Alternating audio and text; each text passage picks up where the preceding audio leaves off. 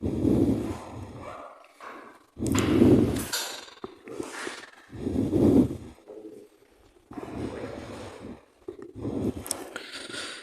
बच्चों आज का नया टॉपिक है स्ट्रेट लाइंस, न्यू टॉपिक है बच्चों। तो बात समझिए, जैसे हम लोग पिक्चर के, मान लो हमारे दिमाग में कुछ भी बात उठती है तो फर्स्ट ऑफ ऑल हमें उस चीज़ के बारे में एक पिक्चर दिमाग में चलता है।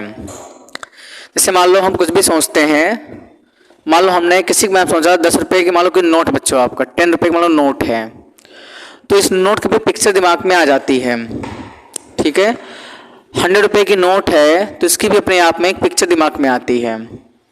जैसे हम लोग ह्यूमन है तो हम लोगों की भी पिक्चर है कि 2 हाथ, 2 पैर, 2 आँखें। तो ऐसे सेम जितने भी मैथमेटिक्स में एक्सप्रेशन है उसका भी अपना एक शेप होता है, एक स्ट्रक्चर होता है। तो स्ट्रेट लाइन का अपना एक जनरल फॉर्म होता है। बच्चे याद रखना, general form of a straight line, general form of a straight line जो बच्चों होता है वो होता है ax plus B Y plus C equal to 0। ये क्या होता है, किसी भी स्ट्रेट लाइन का जनरल फॉर्म होता है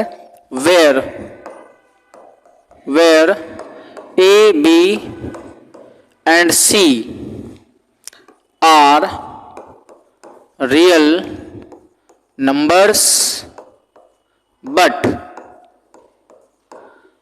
A and B are not simultaneously 0।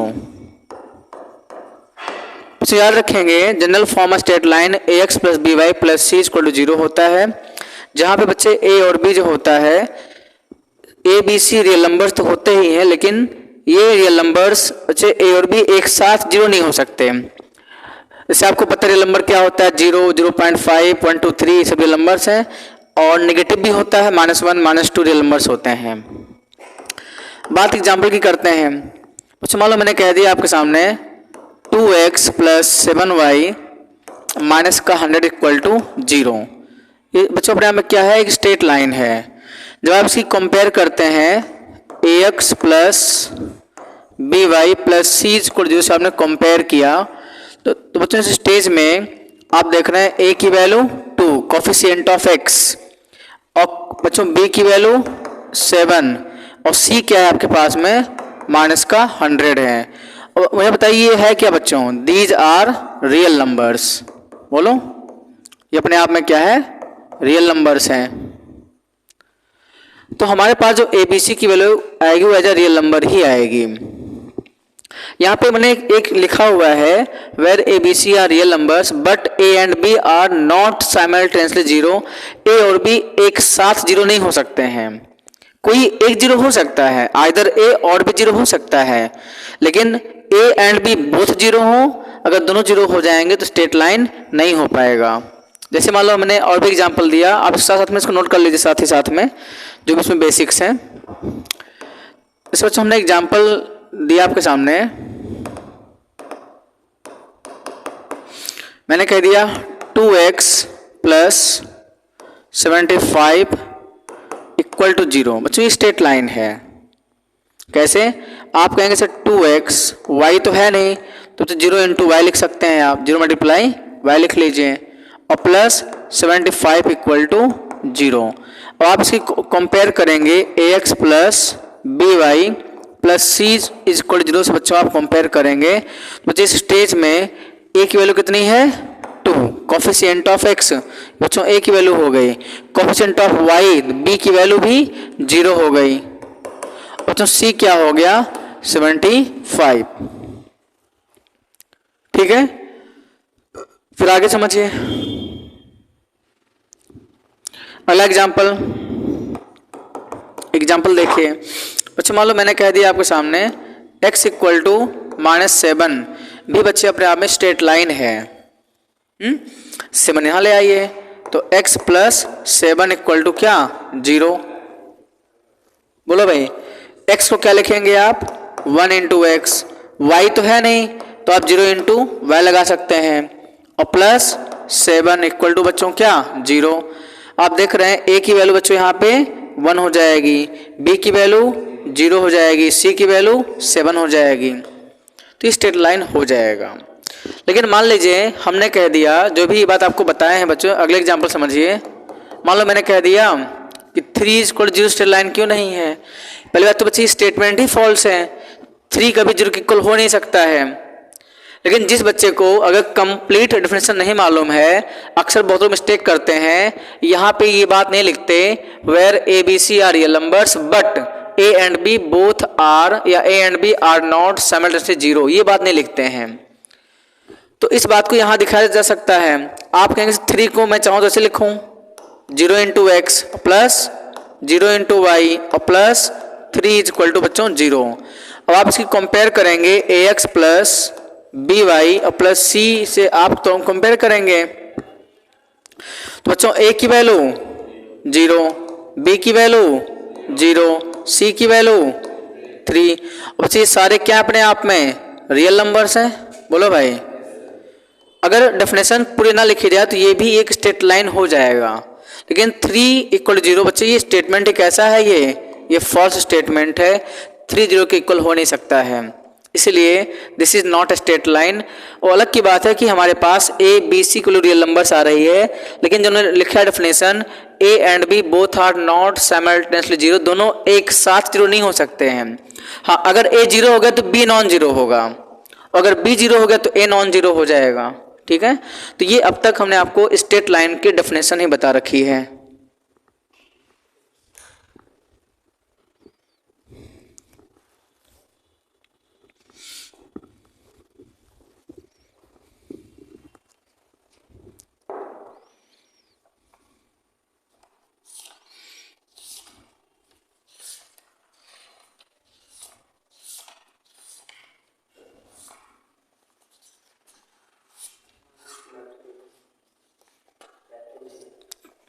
चलिए, तो बच्चे यहाँ तक आई थिंक समझ गए होंगे। तो बेसिक कॉन्सेप्ट था, ये बात सबको पता होगी। फिलहाल अगर आपको नहीं पता है तो 1 बाय 1 आराम से इसको नोट करते चलेंगे। बच्चों इसका तो जो कॉन्सेप्ट है ध्यान रखेंगे।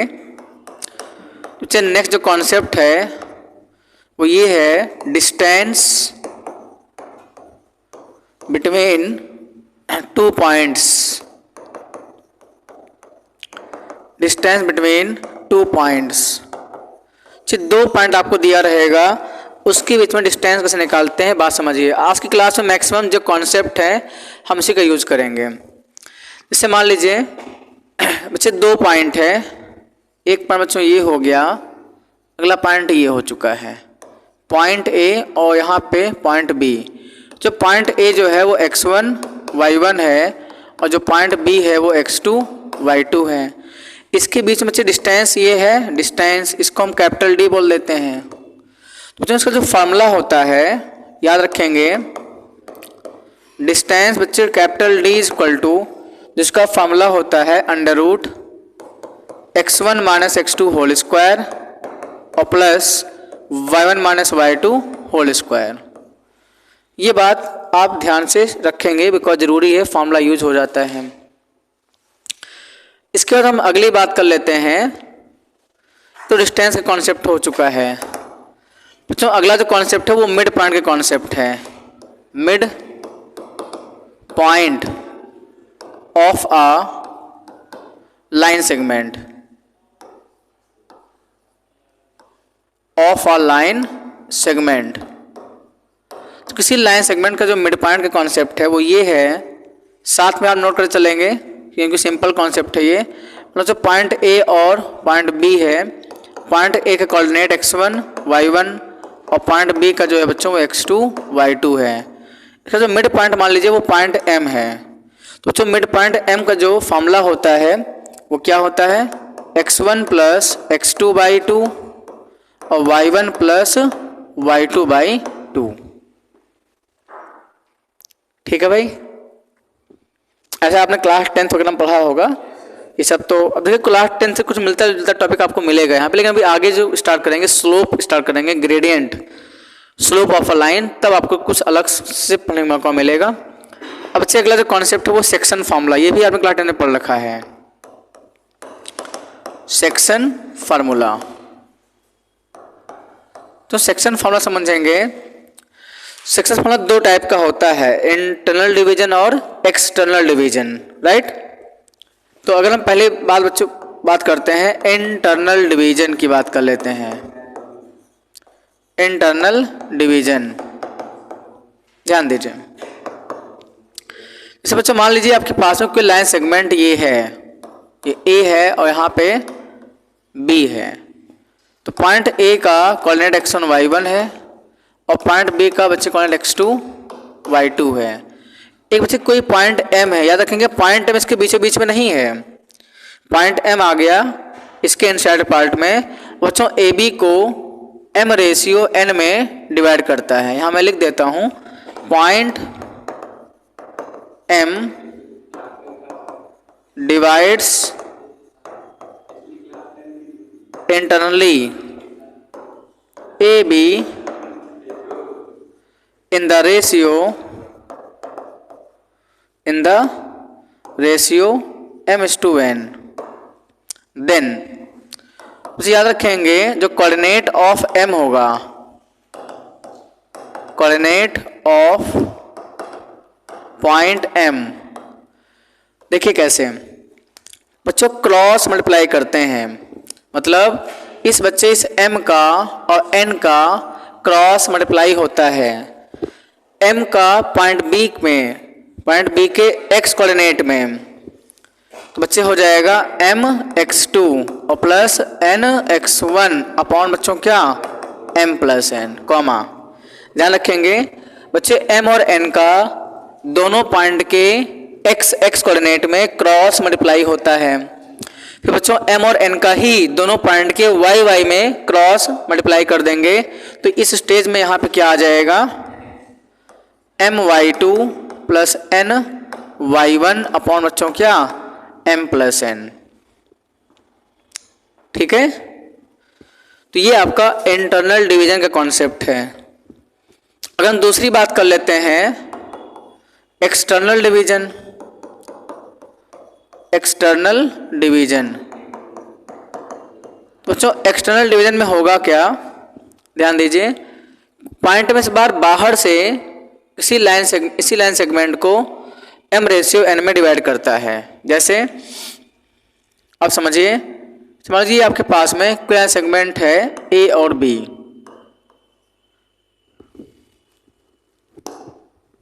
ये हमारे पॉइंट बच्चे b है और पॉइंट a का जो कोऑर्डिनेट है वो x1 y1 है और पॉइंट b का जो बच्चों है वो x2 y2 है। बच्चे इस बार ए बी के बाहर जो कोई पॉइंट मान लो P पॉइंट है, ये बाहर है, मतलब इस लाइन सेगमेंट ए बी के बाहर कोई पॉइंट P होगा और उसी स्ट्रेट लाइन के अलॉन्ग होगा। ऐसा नहीं कि कहीं और भी कर सकते हैं, ऐसा नहीं है, उसी लाइन के अलॉन्ग। बच्चे मान लीजिए ये m रेशियो है, इसे रेशियो m है और बच्चों ये रेशियो आपके सामने n है। तो अगर m रेशियो n में अगर डिवाइड करता है तो फॉर्मूला सेम होता है। जैसे मान लो पॉइंट हमको लिखना है P, पॉइंट P के क्या बच्चों कोऑर्डिनेट, यही फॉर्मूला सेम होगा, बस लग जाएगा माइनस। वो भी कैसे, mx2 माइनस का nx1 upon m minus n और my2 ny1 अपॉन बच्चों क्या m माइनस n। तो ये सेक्शन फॉर्मूले के दो इम्पॉर्टेंट कॉन्सेप्ट हैं। बाकी इस पर हाँ आराम से नोट डाउन कर लीजिए।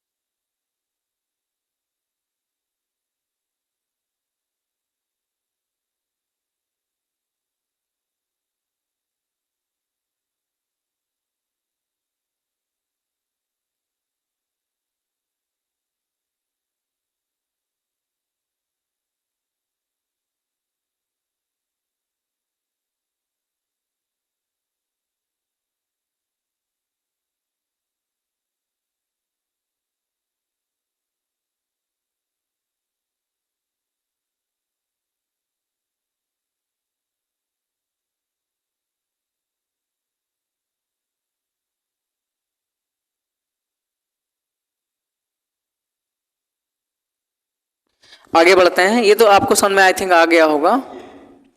बच्चों इसके बाद में सेक्शन फॉर्मूला हमारा खत्म हो गया है। देखिए अभी से बताने कॉन्सेप्ट, बाकी हम अगले टर्न से क्वेश्चन आपको 1 बाय 1 लगवाएंगे। इसमें कभी कभी होता क्या, नीचे के थोड़ा कर दें क्या, देखिए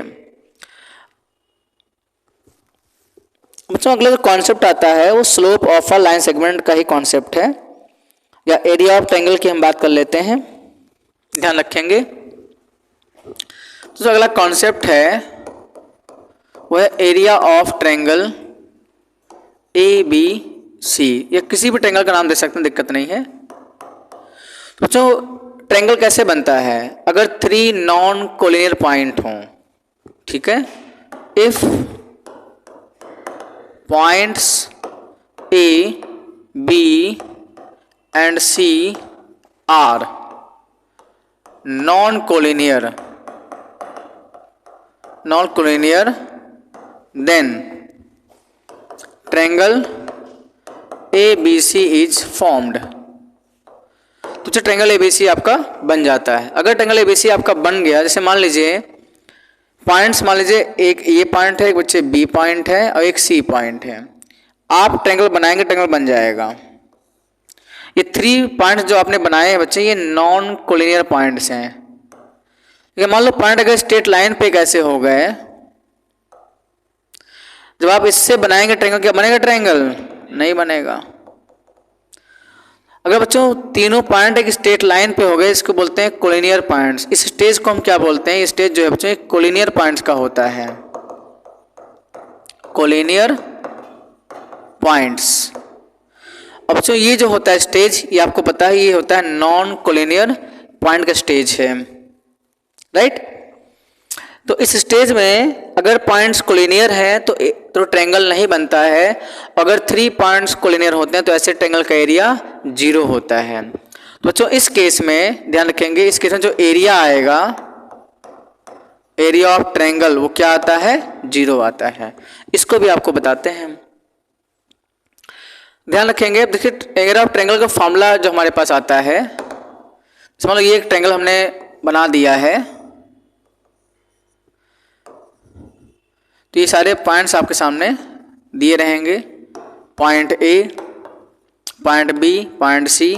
तो ए का कोऑर्डिनेट x1 y1, जो बी के कोऑर्डिनेट हैं वो x2 y2 है, और बच्चे सी के क्या है, x3 y3। तो उसके साथ जो एरिया निकल के ये आता है, इस ट्रायंगल जो एरिया निकल के आएगा उसका फॉर्मूला अपना होता है area of triangle A B C is equal to जो 1/2। यहाँ पे मैग्नीट्यूड बीच में लगा लेते हैं, मैग्नीट्यूड। तो बच्चे ये तो आपने याद कर लो, देखो x1 y2 माइनस y3, इतना आप याद कर लीजिए। इसका खुद देखो, x1 के बच्चे बाद क्या आएगा, x2 आएगा, तो यहाँ पे लिख लेंगे x2। बच्चे y2 के बाद y3, y3 के बाद y4 आना चाहिए, लेकिन y4 तो है नहीं, तो क्या आएगा, फिर से y1 आ जाएगा हमारा, प्लस बच्चों x2 के बाद में x3, और y3 के बाद y1, और बच्चे y1 के बाद में y2। तो ये आप याद कर लेंगे कि किसी भी ट्रायंगल का जो एरिया का फॉर्मूला यही होता है। लेकिन ये तो बहुत ओल्ड मेथड है, सभी को पता है, लेकिन एक तरीका आपको बताते हैं, इसे बच्चे और करके लिख लेंगे। हम एक क्वेश्चन में यही यूज करेंगे, ध्यान रखेंगे। Area of triangle A B C बच्चे यूज करना पड़ेगा 1/2 x1 y1 x2 y2 x3 y3 और फिर बच्चों x1 y1, इसको लगा देंगे हम लोग। यस, तो बच्चे पहला मल्टीप्लाई आपको बच्चे ये करना है, दूसरा मल्टीप्लाई बच्चे ये करना होगा, इतना सॉल्व कर लेंगे। प्लस अभी बताएंगे क्वेश्चन, पहला मल्टीप्लाई ये, दूसरा मल्टीप्लाई ये करेंगे, जब पहला ये दूसरा मल्टीप्लाई आपको ये करना पड़ेगा, और तीनों को हम ऐड करके आप अपना आंसर निकाल ले जाएंगे, ठीक है ना। तो इसको नोट डाउन करिए, फिर आगे क्वेश्चन लेके चलते हैं।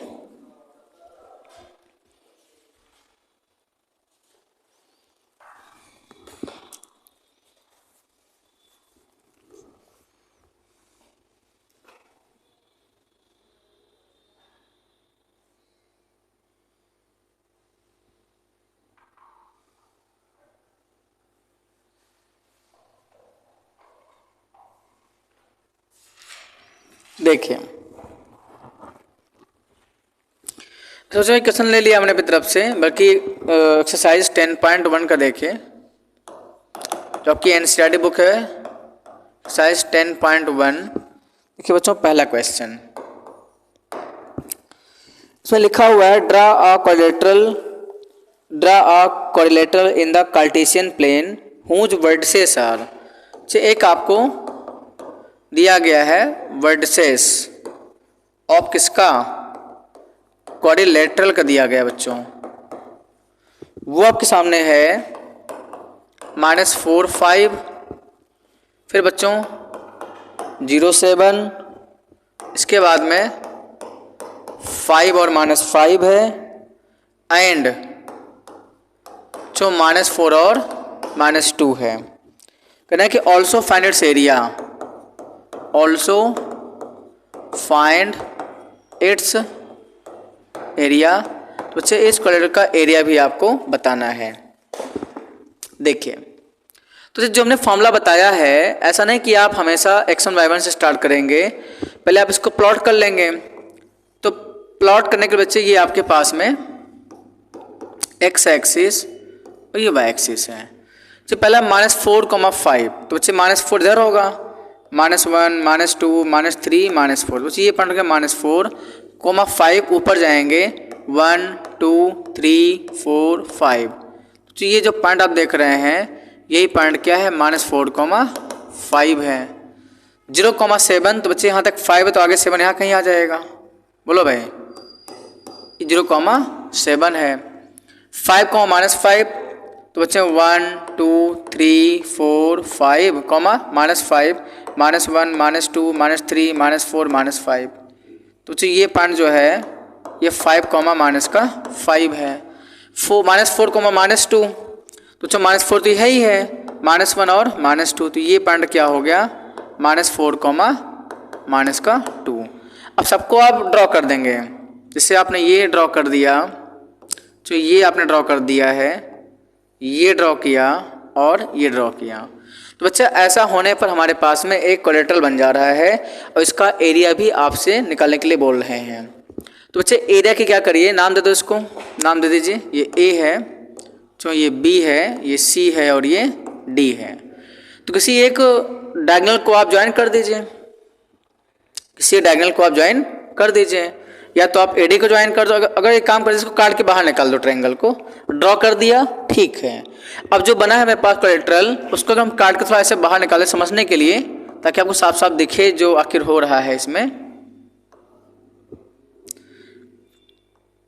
बच्चे ऐसे मान लो बना हुआ है इस टाइप से, नाम दे दो, ये ए है, ये बच्चों बी, ये सी है और ये क्या है, डी है।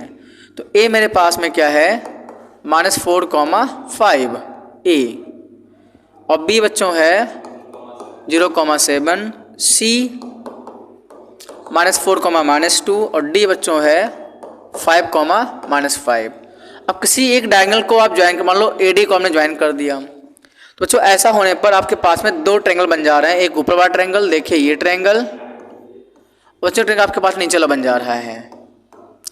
दोनों ट्रायंगल के एरिया को निकाल के हम ऐड कर देंगे तो आपका कंप्लीट बच्चे एरिया आ जाएगा। अब देखिए कैसे निकालना है एरिया, ध्यान देना। देखिए अगर बच्चों हम बात करते हैं 1 बाय 1, देखिए ध्यान से, एरिया ऑफ ट्रायंगल देखिए ए सी डी। देखो रटना नहीं है, याद नहीं करना है बच्चों, आप ए सी डी का निकालना है एरिया। किसी भी पॉइंट से आप शुरुआत कर सकते हैं, लेकिन जिस पॉइंट पे शुरुआत करेंगे सारे पॉइंट को कवर करने के बाद उसी पॉइंट पे फिनिश कर देते हैं। ए सी डी पे ध्यान देना है, ए सी डी। बच्चे किसी भी पॉइंट से, तीनों में से किसी पॉइंट शुरुआत कर दीजिए आप। मान लो आप कहेंगे डी से लिख लीजिए डी से, तो 5 और -5, फिर बच्चों लिख लो -4 और -2, इसके बाद में -4 और 5, और जिस पॉइंट से शुरुआत करेंगे ना उसी पे वाइंड अप खत्म भी करना है, 5 और क्या, -5। ठीक है, बोलो। ये एक काम करते हैं, यहाँ पैसे ना लिख करके थोड़ा एक काम कर लीजिए ताकि आंसर जल्दी आ जाए। ये क्या था, 5, -5 था। बच्चों यहाँ पे आप लिख रहे हैं एरिया ऑफ, लिख लो क्या, क्वाड्रिलेटरल शॉर्ट फॉर्म में लिख दिया है। लिख लीजिए पूरा, क्वाड्रिलेटरल क्या बच्चों, ABCD इक्वल टू, ये लिख लिया आपने। ये बच्चे किसका एरिया है, ये एरिया आपका है ACD का एरिया। एक बार फिर से लिख लेते हैं, एक साथ लिखें, दोनों लिखेंगे। तो बच्चे लिखेंगे area of triangle ACD plus area of triangle क्या बच्चों, ABD ऊपर वाला, ठीक है, लिख लो। तो बच्चों 1/2 लगा दो मैग्नीट्यूड ACD में।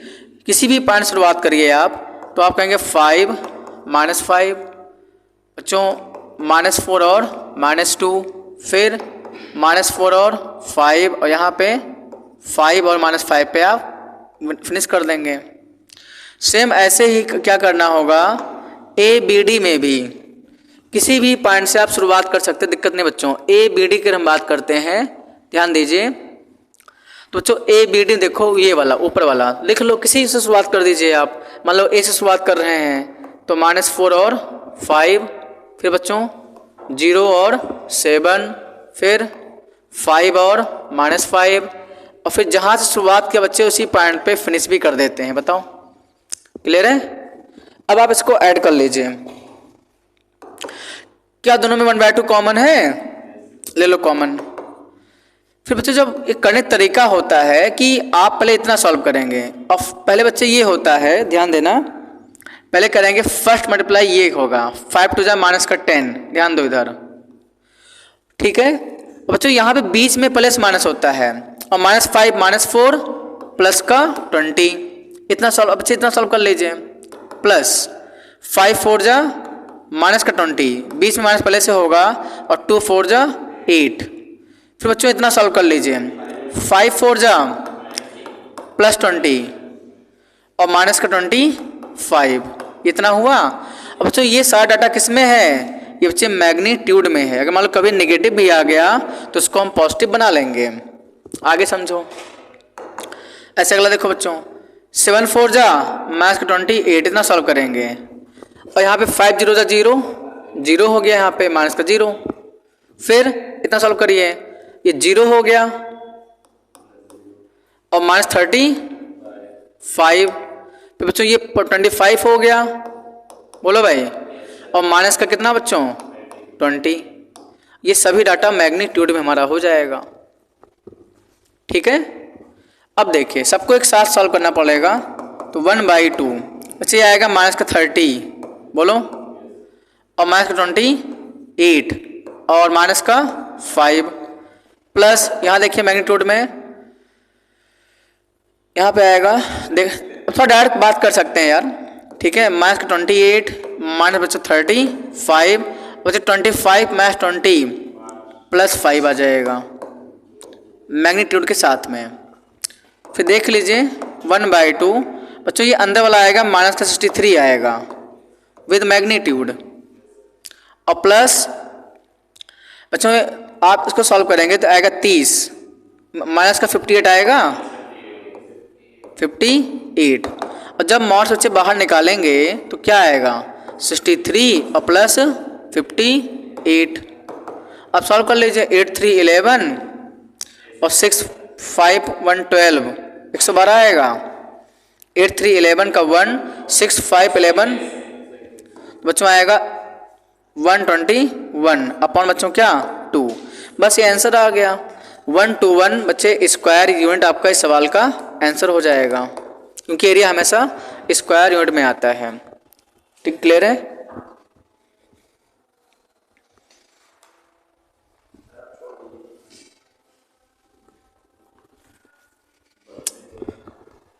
तो आंसर इसका आप चेक कर लेंगे कि आंसर आ रहा है।